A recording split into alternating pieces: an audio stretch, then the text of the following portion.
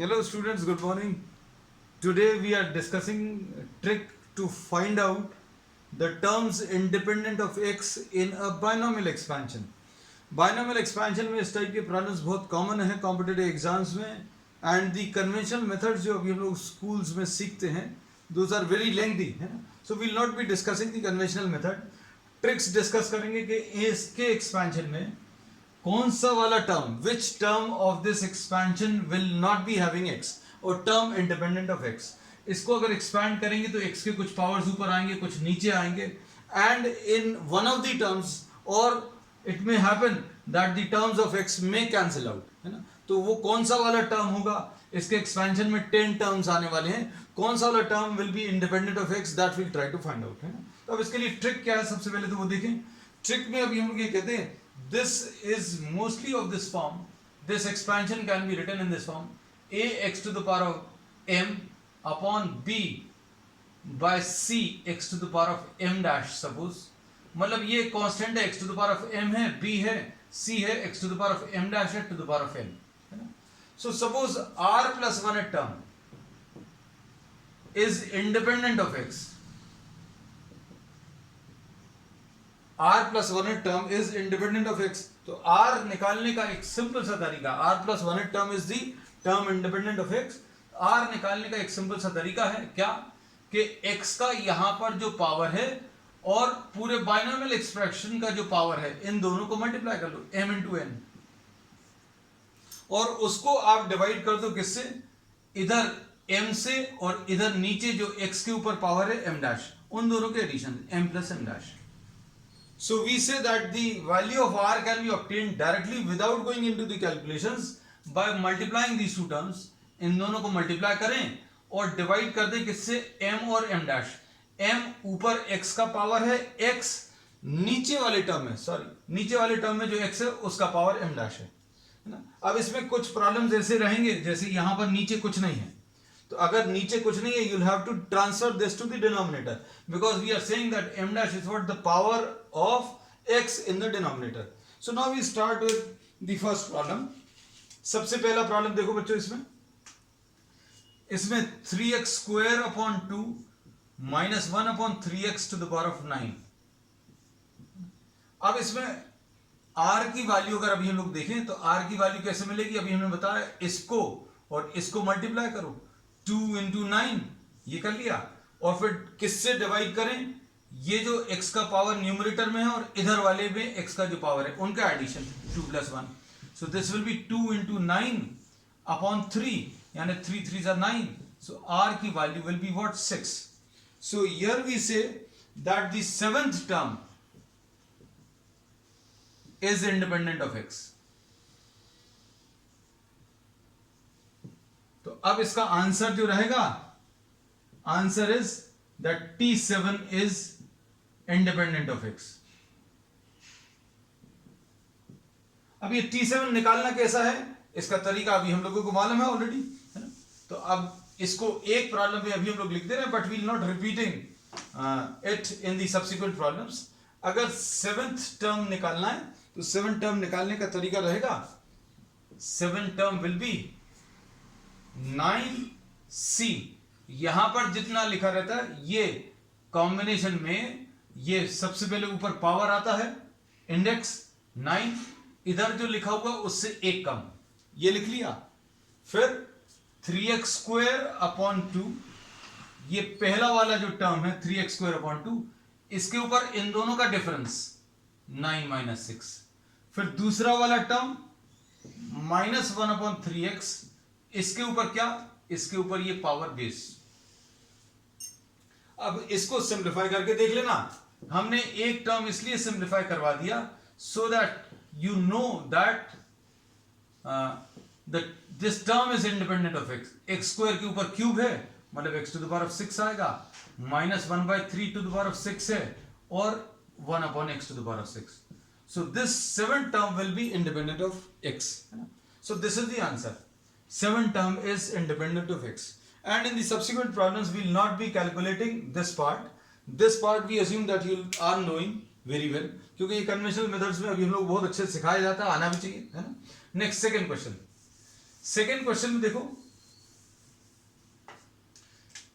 2x² minus 3/x³ लिखने का तरीका आप अच्छे से सीख लेना बच्चों। r+1 टर्म, ये याद रखना, r+1 term is independent of x, है ना। अब r निकालते कैसे, r+1 लिखा है, r कैसे निकालते हैं, आप इसको और इसको मल्टीप्लाई करते हैं, मल्टीप्लाई कर लो तो कितना आ जाएगा 2 × 25 डिवाइडेड बाय x का पावर इस वाले टर्म में 2 है और इधर डिनोमिनेटर में x का पावर 3 है, दोनों का एडिशन। तो आपको इन दोनों से मल्टीप्लाई करना, डिवाइड करना है इन दोनों के एडिशन से, 2 और 3 के।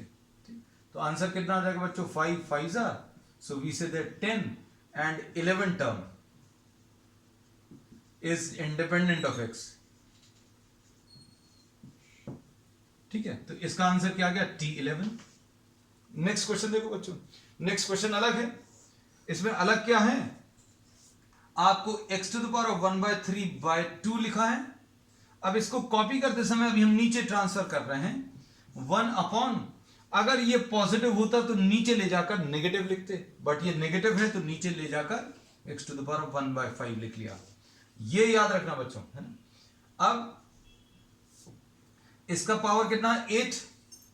अब इसमें अभी हम लोग ये बोलेंगे कि r+1 term is independent of x। हम बार बार ये चीज इसलिए लिखवा दे रहे हैं कि अभी आप कई बार बच्चे सही कैलकुलेशंस करके भी गलत कर देते हैं। r की वैल्यू 10 निकाल ली और 10 टर्म को टिक कराए, तो अभी हमने क्या बोला, 10 + 1 यानी 11 टर्म, है ना।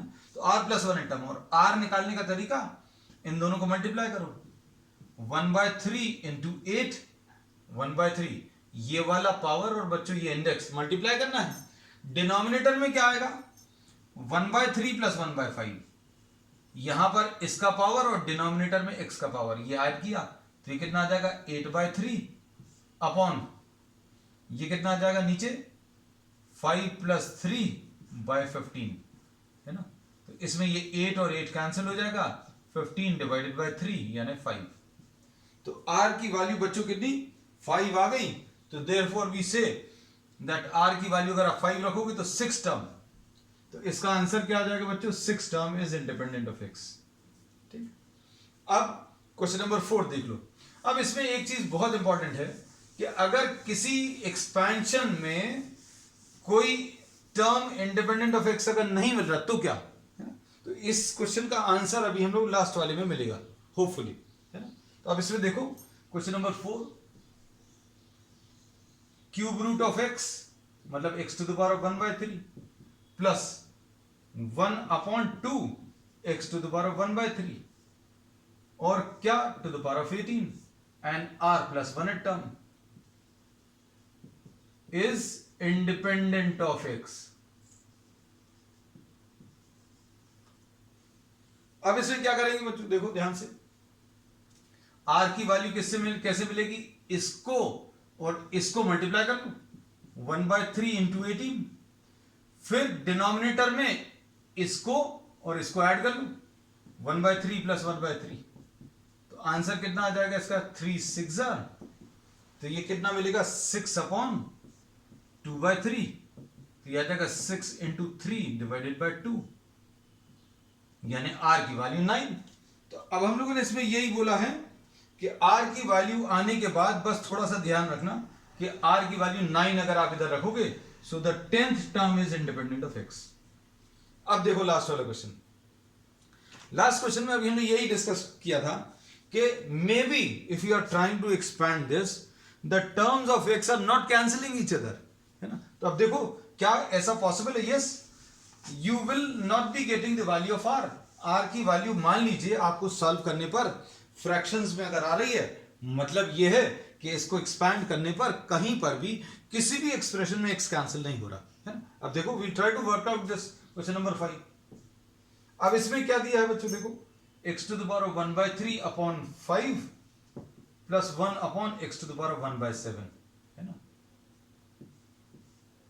तो अब हम इसमें क्वेश्चन थोड़ा सा चेंज कर दे रहे हैं, क्वेश्चन वही लिखा हुआ है find the term independent of x tr plus 1 is independent of x.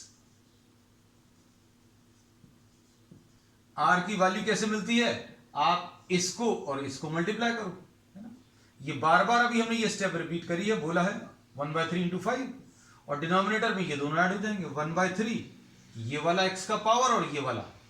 बस ये याद रखना कि यहां पर x डिनोमिनेटर में रहना चाहिए। x डिनोमिनेटर में रहेगा तभी तो बच्चों कैंसिल होंगे टर्म्स, है ना? इसलिए ये डिनोमिनेटर में रहना चाहिए। अगर आपको किसी प्रॉब्लम में डिनोमिनेटर में नहीं मिल रहा तो आपको उसको डिनोमिनेटर में ट्रांसफर करना है? अब देखो 1/3 प्लस 1/7, तो ये कितना आ जाएगा 5/3 अपॉन नीचे बच्चों कितना आ जाएगा 21, 7 प्लस 3 यानी 5/3 इंटू 21/10, है ना? 5 2 जार। अब देखो इससे क्या मिला बच्चों, 3.5 मिला। r की वैल्यू 3.5, मतलब हम लोग कहते हैं if r is obtained in fractions, r क्या था? नंबर ऑफ टर्म, मतलब तीसरा वाला टर्म या फोर्थ टर्म, फिफ्थ टर्म, कौन सा? If you are specifying the number it can not be in fractions. So if r is in fractions then there is no term independent of x. तो अगर आपका r fraction में आ गया तो कोई भी टर्म इसमें इंडिपेंडेंट ऑफ x नहीं होगा, है? तो that's all for the tricky part today. We will continue with many more such tricks in the subsequent classes.